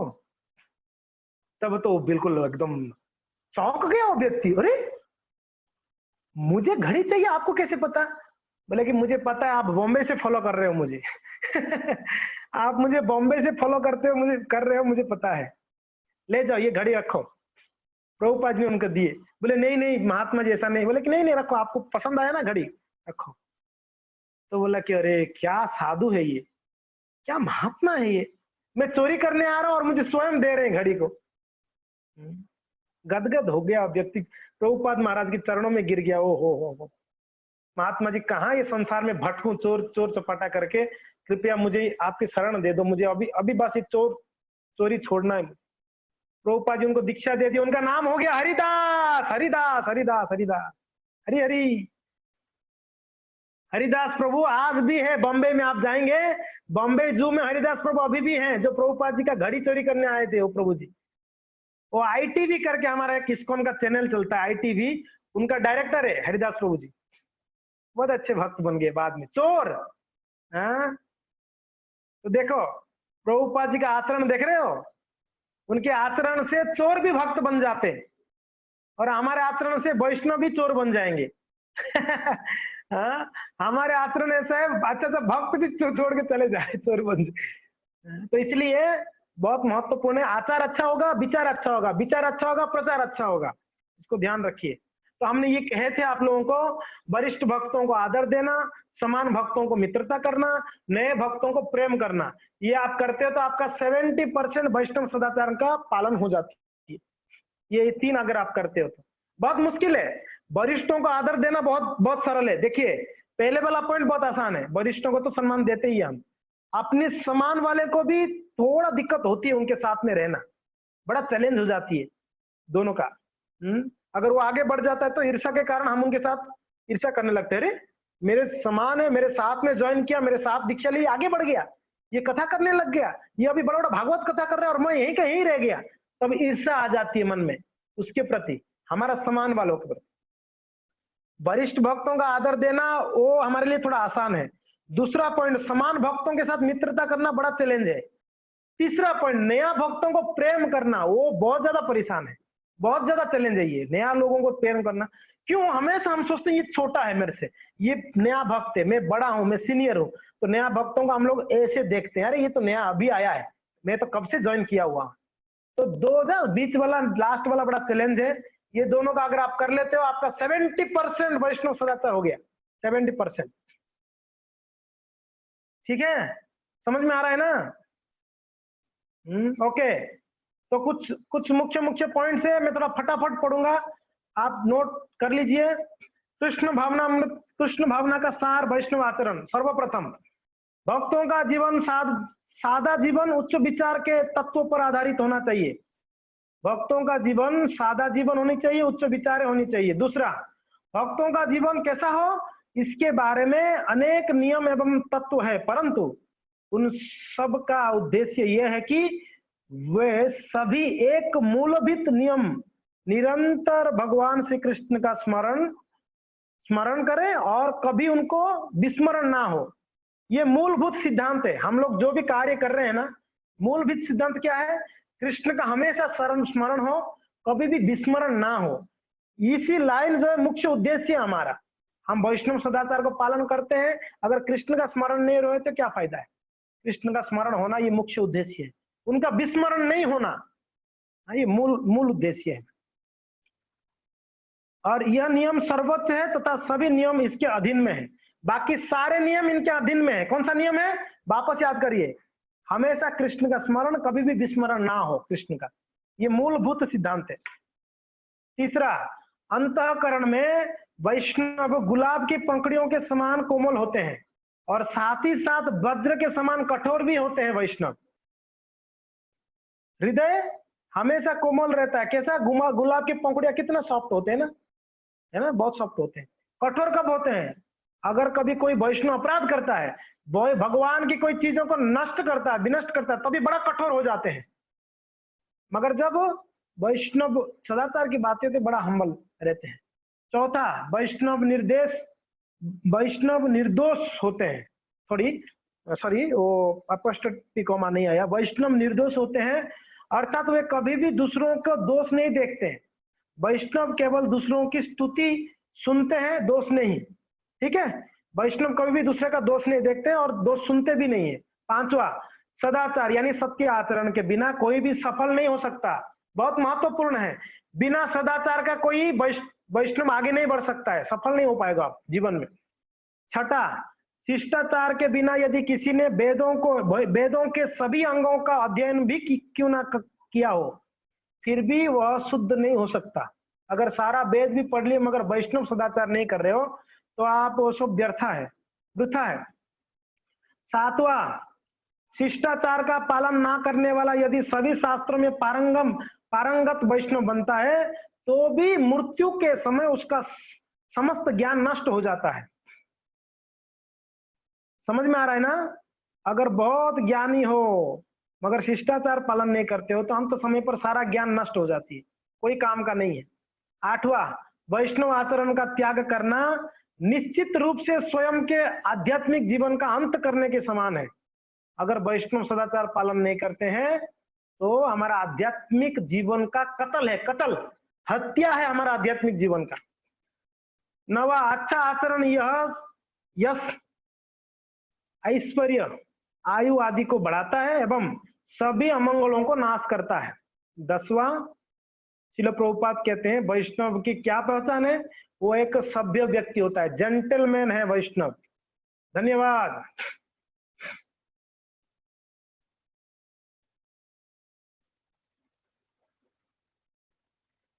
कठिन है या बहुत आसान है करना? आसान है ना, बहुत आसान है। अगर हम वैष्णवों की संग में रहते हैं तो हमारे लिए बहुत आसान है, हम वैष्णव से दूर रहते हैं तो हमारे लिए बहुत कठिन हो जाएगी ये सारा चीज। इसलिए वैष्णव के संग में रहें, ये आचरण को पालन करें। तो श्रीपाद रामानुजाचार्य ने बतला रहे हैं क्या? पहला पॉइंट क्या था? हर एक वैष्णव को उतना ही रेस्पेक्ट करो जितना मुझे रेस्पेक्ट कर रहे हो, प्रेम कर रहे हो। दूसरा, पहला पॉइंट क्या है जो रामानुजाचार्य कह रहे हैं? पहला क्या है? हर एक वैष्णव को उतना ही आदर दो जितना मुझे करते हो आप। छोटा हो, बड़ा हो, मध्यम हो, कोई बात नहीं, आप उनको गुरु तुल्य ही, आप गुरु बना दो उनको, उनको गुरु बना लो आप। दूसरा, हमारे पूर्व आचार्यों के प्रति हमारा 100% डेडिकेशन होना चाहिए, 100%। रामानुजाचार्य बोलते हैं हमारे आचार्य यमुनाचार्य आदि श्री संप्रदाय के जो आचार्य हैं उनके प्रति कितना डेडिकेशन? 100% डेडिकेशन होना चाहिए, श्रद्धा होनी चाहिए, विश्वास होनी चाहिए। हम लोग का तो कई अलग अलग साधुओं के प्रति बड़ा श्रद्धा है, क्योंकि ना वही बैकग्राउंड से आए हुए हैं, मगर हमारे आचार्यों के प्रति उतना श्रद्धा नहीं है। अभी तक षड गोस्वामी को नाम याद नहीं, तो हमको पता होना चाहिए कितना श्रद्धा है हमारे आचार्यों के प्रति। षड गोस्वामी का नाम याद नहीं हुआ अभी तक। बताओ भाई, हमने इस्कॉन मूवमेंट में ज्वाइन करके 4 साल, 5 साल, 8 साल, 10 साल हो रहा है, अभी तक हमारे षड गोस्वामियों का नाम याद नहीं है हमको। शर्म की बात है। इसका मतलब ये है कि हम अपने आचार्यों को अभी तक जाने नहीं है, पहचाने नहीं। बिल्कुल डेडिकेशन होना चाहिए आचार्यों के प्रति हमारा। जब भागवत पढ़ते समय आया भक्ति विनोद ठाकुर ने ऐसे बोला तो इतना श्रद्धा, अरे भक्ति विनोद ठाकुर हमारे आचार्यों में कौन थे? भक्ति सिद्धांत महाराज जी के पिताजी थे। 7वां गोस्वामी हुए हमारा आचार्यों में। कितना श्रद्धा होना चाहिए। भक्ति सिद्धांत महाराज जी का नाम जब आएगा, जब प्रभुपाद महाराज जी का नाम आएगा, जब हमारे गुरुओं का, वर्तमान आचार्यों का नाम आ रहा है, इतना श्रद्धा होनी चाहिए हृदय में, इतना डेडिकेशन होना चाहिए। वो रामानुजाचार्य कह रहे हैं। तीसरा बहुत महत्वपूर्ण है, कभी भी इंद्रियों के बस में मत आना। रामानुजाचार्य बोलते हैं कभी भी गलती से भी इंद्रियों के बस में मत आ जाना। क्या करना? इंद्रियों को अपनी बस में रखना। हम सबका बॉस बनने का बड़ा इच्छा है ना? बॉस बनने का बड़ा इच्छा है। बॉस बनना चाहते हो ना? हाँ, जो आपका 11 है ना, 11 लोग है, उनका बॉस बनो पहले। 11 लोगों का बॉस बनो पहले, बाद में दूसरों को बॉस बनोगे। 11 क्या? 11 इंद्रियां, 11 इंद्रियों का बॉस बनो पहले, बाद में दूसरों का बॉस बनना ट्राई करोगे। दुनिया भर का बॉस बनना चाहते हैं, हमारे इंद्रियों का तो हम दास बन के रहते हैं। हमारी इंद्रियों का आवाज आ रहा है ना जी? हाँ, दुनिया भर में सबका बॉस बनना चाहते हैं, हमारी इंद्रियों का हम खुद गुलाम है। इंद्रिया जैसे बोलता है वैसे कर रहे हैं हम लोग, मन जैसे बोलता है वैसे कर रहे हैं। तो पहले 11 इंद्रिया, 5 कर्म इंद्रिया, 5 ज्ञान इंद्रिया, 1 मन, इनका पहले आप बॉस बन जाओ, फिर बाद में दूसरों का बॉस बनना नहीं बनना बाद में विचार करेंगे। जब आप आके बोलोगे प्रभु जी ये 11 को मैंने कंट्रोल कर लिया हूं, तब आपको हमने कुछ बॉस का पोस्ट देंगे, हम कोई ना कोई बॉस का पोस्ट दे देंगे हम आपको, अगर आप 11 इंद्रियों को कंट्रोल कर लेते हो तो। दुनिया में सबको कंट्रोल कर सकते हो, 11 इंद्रियों को कंट्रोल करना ये बहुत मुश्किल है, बहुत मुश्किल है, वेरी टफ। मगर रामानुजाचार्य कहते हैं इंद्रियों के बस में मत आना, इंद्रियों को बस में रखना। ठीक है ना? चौथा बोल रहे हैं कभी भी भौतिक ज्ञान से सैटिस्फाइड मत होना, कभी भी भौतिक ज्ञान से सैटिस्फाइड मत होना। चौथा पॉइंट है, चौथा इंस्ट्रक्शन है, कभी भी भौतिक ज्ञान से सैटिस्फाइड मत हो जाना। बस मैं इंजीनियरिंग कर लिया ना, बहुत हो गया, मैं डॉक्टर पढ़ा हूं, बहुत हो गया। नहीं, आध्यात्मिक ज्ञान जब तक नहीं है तब तक ये सारा जड़ विद्या जत मायार वैभव जीव को कराएगा धा। जड़ विद्या जत मायार वैभव जीव को कराए गाधा। जितना भौतिक संसार का ज्ञान है हमको क्या बना रहा है, क्या बना रहा है जी? गधा, गधा बना दिया, गधा। सुबह जाते हैं 10 बजे, रात को 10 बजे आते हैं, गधे जैसे मेहनत कर रहे हैं। तो जड़ विद्या आपको क्या बना दिया? आपको गधा बना के घिसड़ रहा है आपको। और क्या? आप बोला मैं डॉक्टर हूं, डॉक्टर पढ़ा हूं, क्या कर रहे हो? सुबह 8 से रात को 8 बजे तो क्लिनिक में घिसड़ रहे हो गधा जैसा। हाँ, बॉस थोड़ी बना आपने, गधा बन के। तो ये हमारे आचार्य लोग कोई गलत थोड़ी बोला, एकदम सही बात है। जड़ विद्या जो तो मायारा वैभव जीव को कराए गाधा, और ये भजन कराए बाधा। और क्या बोल रहे हैं? ये जड़ विद्या हमको भजन में बाधा भी है, बहुत बड़ा बाधा है। इतना अहंकार हो जाता है, मैं डॉक्टर हूं, मैं क्यों भजन करूं, मैं क्यों नाम जप करूं भगवान का? ये बहुत बड़ा बाधा है हमारा। तो जड़ विद्या से, भौतिक ज्ञान से संतुष्ट मत हो जाना। गीता भागवत का ज्ञान, आचार्यों का इंस्ट्रक्शन, ये सारा हमारे लिए बहुत महत्वपूर्ण है। चौथा हो गया ना, 4 हो गया ना। पांचवा बोलते हैं, कभी भी भौतिक इच्छा पूरा करने के लिए वैष्णव मत बनना। क्या बोल रहे हैं? भौतिक इच्छा को पूरा करने के लिए वैष्णव मत बनो कभी भी। मैं अगर हरे कृष्णा में आऊंगा तो मेरा बिजनेस अच्छा चलेगा, मैं अगर हरे कृष्णा में आऊंगा मेरा व्यापार अच्छा चलेगा, हरे कृष्णा में आऊंगा तो मुझे बहुत रेस्पेक्ट मिलेगा, हरे कृष्णा वाला है ये, इस्कॉन वाला है, अरे वाह प्रभु जी हरे कृष्णा इस्कॉन वाले हो क्या, बड़ा रेस्पेक्ट मिलती है। इसके लिए मत आओ जी हरे कृष्णा में, इस्कॉन में। ये उद्देश्य नहीं है भक्ति के लिए। भक्ति शुद्ध प्रेम के लिए करनी चाहिए, शुद्ध प्रेम के लिए, ना कि भौतिक इच्छाओं को पूरा करने के लिए। ये रामानुजाचार्य कह रहे हैं इस बातों को। कभी भी भौतिक इच्छाओं को पूरा करने के लिए, भौतिक बेनिफिट के लिए मंदिर मत आओ, भक्त मत बनो। शुद्धता के लिए प्रयत्न करो। क्या करो? शुद्धता के लिए प्रयत्न करो, शुद्ध बनने के लिए प्रयत्न करो। 6ठा नंबर, शुद्ध बनने के लिए प्रयत्न करो।